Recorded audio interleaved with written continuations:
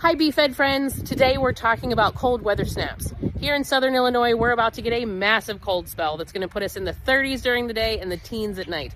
And our young shoots that we have coming up for our strawberries and rhubarb just aren't going to handle that very well. So come with me as I show you how I handle cold weather snaps.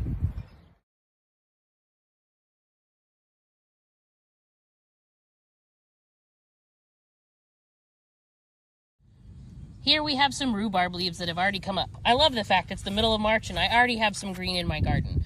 But this little leaf is not going to love the teens, let me tell you. So we need to make sure we keep it nice and warm until our warm weather returns.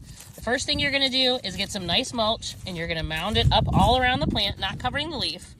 And then we are going to work onto our bucket system to keep it nice and warm.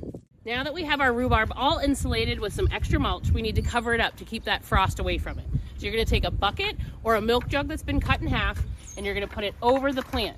You're going to smush it down into the soil and then you're going to place some heavy bricks, blocks, whatever you got here on top.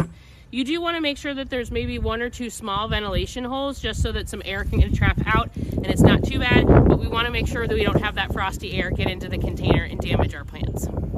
All right, friends, the next thing that we have to keep nice and warm in this cold spell is our strawberries. As you can see, they've already started to sprout up with these beautiful little leaves. Some of them have a little damage, but that's okay.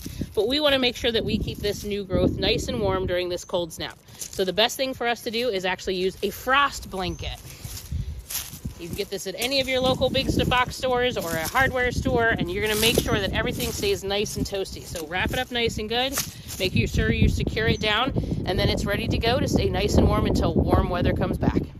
All right, here we have both beds all wrapped up. We even doubled up the frost blanket so that they stay nice and toasty. We have all of our weights down there to keep the blanket in place. We can come check it tomorrow to make sure everything is perfectly snug before the winds and the cold arrives. Thanks for coming along with me today as we got the Fed Botanical Garden all wrapped up for that cold weather snap.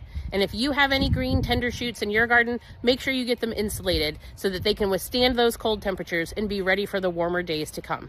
If you've enjoyed this educational garden content, consider following along and become a Bee-Fed friend. Thanks, everybody.